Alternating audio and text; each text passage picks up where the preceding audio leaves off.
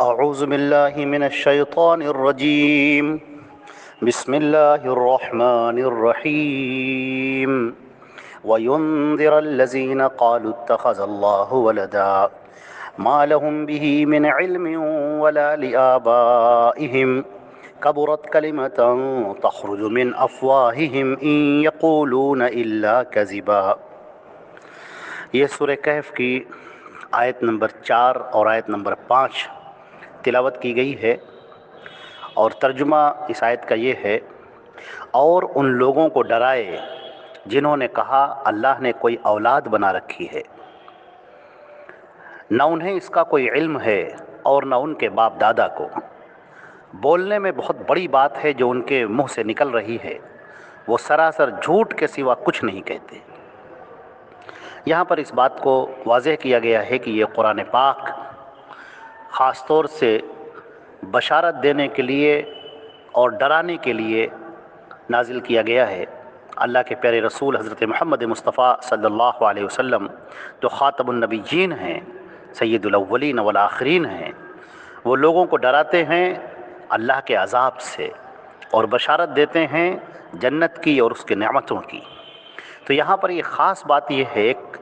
ایسے عقیدے کا تذکرہ کیا گیا ہے جو اللہ کے بارے میں لوگوں نے بنا رکھا تھا، لوگوں نے گڑھ رکھا تھا۔ وہ عقیدہ کیا تھا کہ اللہ کے اولاد ہے، اللہ نے بیٹا بنا لیا ہے یا اللہ نے بیٹی بنا لیا ہے۔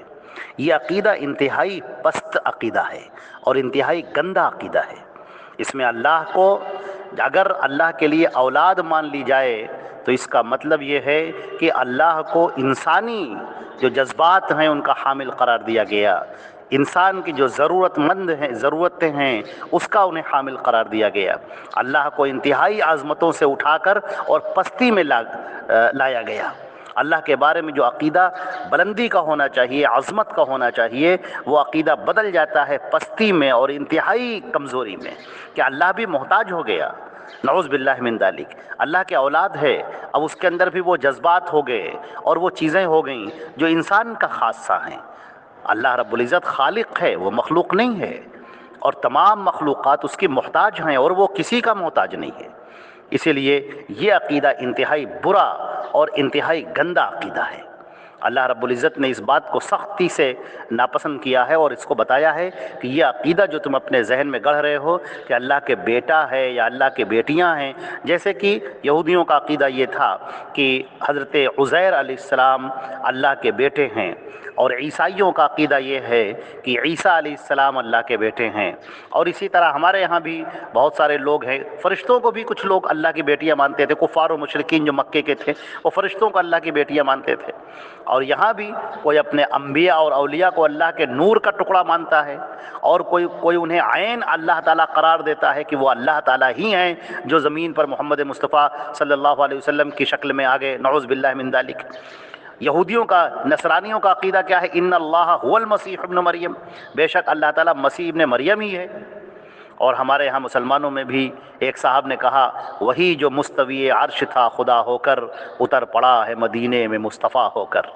یعنی وہ جو عرش کے اوپر مستوی تھا، جو عرش پر متمکن تھا اور خدا ہو کر تھا، یعنی وہاں اس کو اللہ کہا جاتا تھا، وہاں اس کو خدا کہا جاتا تھا، وہ اتر پڑا ہے مدینے میں مصطفیٰ ہو کر۔ وہ زمین پر آ گیا، مدینے میں آ گیا تو مصطفیٰ بن گیا، نعوذ باللہ من ذالک۔ یہ کفریہ اشعار ہیں، یہ ایسے اشعار ہیں کہ اللہ کی پناہ، اللہ رب العزت نے اس بات سے انتہائی ڈرایا ہے اور انتہائی خبردار کیا ہے کہ اس طرح کا عقیدہ اللہ رب العزت کے بارے میں نہ رکھا جائے۔ اور اس کے بارے میں کیا بیان کیا کہ بس تم لوگ اپنے باپ دادا کی پیروی کرتے چلے آ رہے ہو، یہ عقیدہ کسی نے گڑھ لیا اور اس کے بعد اس نے اپنے لوگوں میں پھیلا دیا، اور وہ پھر ایک نسل سے دوسرے نسل اور دوسری نسل سے تیسری نسل میں منتقل ہوتا رہا، جس کے پیچھے نہ کوئی دلیل ہے، نہ کوئی بات ہے، اور نہ اللہ نے ایسی کوئی بات کہی ہے۔ اتنی عظیم بات، اتنی گندی بات ہے یہ۔ قرآن پاک میں سورہ مریم کے اندر کہا گیا وَقَالُوا اتَّخَذَ الرَّحْمَٰنُ وَلَدًا لَقَدْ جِئْتُمْ شَيْئًا إِدًّا تَكَادُ السَّمَاوَاتُ يَتَفَطَّرْنَ مِنْهُ وَتَنشَقُّ الْأَرْضُ وَتَخِرُّ الْجِبَالُ هَدًّا أَن دَعَوْا لِلرَّحْمَٰنِ وَلَدًا۔ اور انہوں نے کہا کہ رحمان نے کوئی اولاد بنا رکھی ہے۔ بلا شبہ یقیناً تم ایک بہت بھاری بات کو لے کر آئے ہو، قریب ہے کہ آسمان اس سے پھٹ پڑے اور زمین شق ہو جائے اور پہاڑ ڈھہ کر گر پڑے کہ انہوں نے رحمان کے لیے کسی اولاد کا دعویٰ کیا۔ حالانکہ رحمان کی یہ شایان شان نہیں کہ وہ کوئی اولاد بنائے۔ آسمان اور زمین میں جو کوئی بھی ہے وہ رحمان کے پاس غلام بن کر آنے والا ہے۔ یقیناً بلا شبہ اس نے سب کا احاطہ کر رکھا ہے اور انہیں خوب اچھی طرح گن کر شمار کر رکھا ہے، اور ان میں سے ہر ایک قیامت کے دن اس کے پاس تنہا اور اکیلا آنے والا ہوگا۔ یہ سورہ مریم کی آیت نمبر 88 سے آیت نمبر 95 تک یہ پورا ترجمہ ہے اس کا۔ تو معلوم یہ ہوا کہ اللہ کے بارے میں وہ عقیدہ رکھنا جو یہ مشرکین کا عقیدہ تھا، اللہ کے لیے بیٹا مانا جائے، اللہ کے لیے بیٹیاں مانا جائے، تو یہ عقیدہ انتہائی گندا عقیدہ ہے اور انتہائی پست عقیدہ ہے۔ اللہ رب العزت نے اس بات سے منع کیا ہے کہ اللہ سب کا خالق ہے اور اس نے سب کو مخلوق ہے، سب کو اس نے خلق کیا ہے۔ یہ پوری مخلوق ہے جو اس کے محتاج ہے۔ وہ اس طرح سے نہیں ہے کہ کوئی جس طرح سے ماں اور باپ ہوتے ہیں کہ ان کا ایک بیٹا ہوتا ہے، بیٹیاں ہوتی ہیں۔ یہ سب انسانی جذبات ہیں، یہ سب انسانی جو افزائش اور اس کی نسلیں ہیں، اور یہ انسانوں کا یہ سب تقاضا ہے۔ اللہ رب العزت ان تمام چیزوں سے بہت پاک ہے، وہ بہت بلند ہے، وہ تنہا ہے، وہ اکیلا ہے، کوئی اس جیسا نہیں ہے، کوئی اس کے بالمقابل نہیں ہے، کوئی اس کی سطوت اور حکومت میں شریک نہیں ہے، وہ تنہا ہے، وحدہ لا شریک لہ ہے۔ اس نے سب کو خلق کیا ہے، ساری مخلوق اس کے غلام ہے، وہ سب پر حاکم ہے، سب پر نگراں ہے، وہ سب کو عطا کرتا ہے تو لوگ پاتے ہیں، وہ سب کو دیتا ہے تو لوگوں کو نصیب ہوتا ہے، وہ لوگوں کو قوت گویائی دیتا ہے تو لوگ بولتے ہیں، وہ سننے کی طاقت دیتا ہے تو لوگ سنتے ہیں، وہ چلنے کی طاقت دیتا ہے تو لوگ چلتے ہیں، وہ کھانے کی طاقت دیتا ہے تو لوگ اپنے منہ میں لوالا اتارتے ہیں اور کھاتے ہیں۔ اس کا حکم ہوتا ہے تو زمین پر لوگ چلتے پھرتے، عمل کرتے، دوڑتے کودتے، بھاگتے، بولتے، ہنستے، لیٹتے ہیں۔ اور اگر اس کا حکم نہیں ہوتا ہے تو اللہ اس روح کو اس جسم سے نکال لیتا ہے اور وہ کٹے ہوئے درخت کی طرح زمین پر گر پڑتے ہیں، چاہے وہ کتنے ہی قوت والے ہوں، چاہے کتنی دولت والے ہوں، اور کتنی ہی شہرت والے ہوں، اور کتنے ہی عہدے اور منصب والے ہوں۔ اللہ کے سامنے سب محتاج ہیں، اور اللہ وہ ہے جو کسی کا محتاج نہیں۔ لہٰذا اس اللہ کے بارے میں ایسی باتیں نہ کرو جو تمہارے اپنے ذہن میں آنے والی ہیں، باتیں وہ کرو جو اللہ نے بتائی ہیں۔ چنانچہ تورات کے اندر، انجیل کے اندر یہودیوں نے، عیسائیوں نے اور دیگر مذاہب کے ماننے والوں نے اللہ رب العزت کے بارے میں بڑے غلط عقیدے بنا رکھے تھے، بہت غلط خیالات بنا رکھے تھے، فاسد عقیدے تھے۔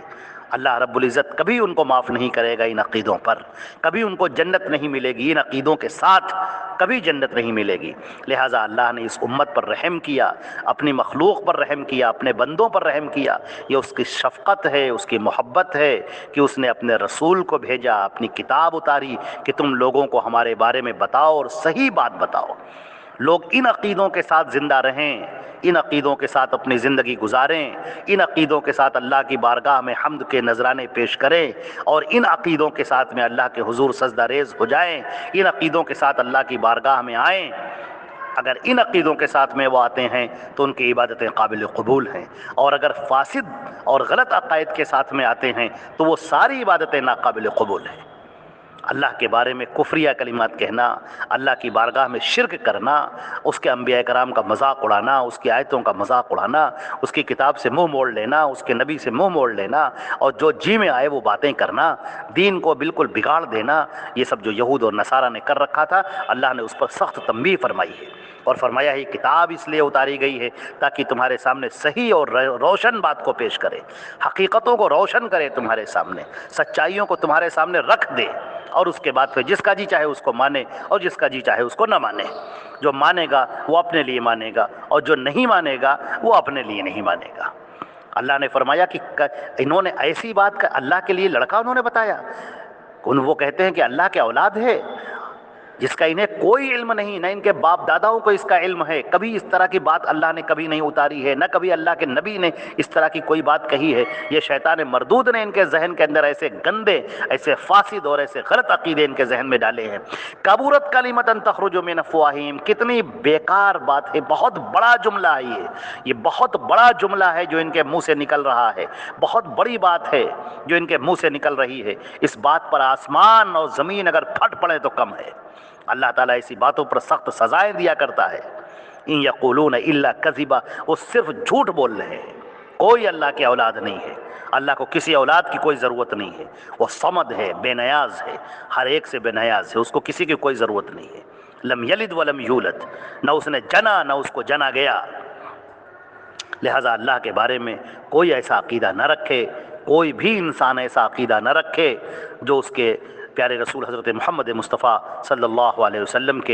کی بات کے خلاف ہو۔ اللہ نے قرآن پاک میں اپنا تعارف کرایا ہے، اس کے نبی پاک حضرت محمد مصطفیٰ صلی اللہ علیہ وسلم نے اللہ کا تعارف کرایا ہے، لہٰذا اسی کی روشنی میں اللہ کو جانا جائے، اللہ پر ایمان لایا جائے، اللہ سے محبت کی جائے، اس سے دعائیں مانگی جائیں، اسی کے لیے عاجزی اختیار کی جائے، اسی سے جنت طلب کی جائے، اسی سے جہنم سے پناہ مانگی جائے، اور اپنے آپ کو مکمل اسی کے حوالے کر دیا جائے، اور اپنے دلوں کے اندر اللہ رب العزت کی محبت کو، اس کے رسول کی محبت کو بسا لیا جائے۔ یا اللہ اپنے فضل و کرم سے ہم سب کی مغفرت فرما دے، یا اللہ ہم سب کی اصلاح فرما دے، اور ہم سب کا ایمان پر خاتمہ عطا فرما۔ والسلام علیکم ورحمۃ اللہ۔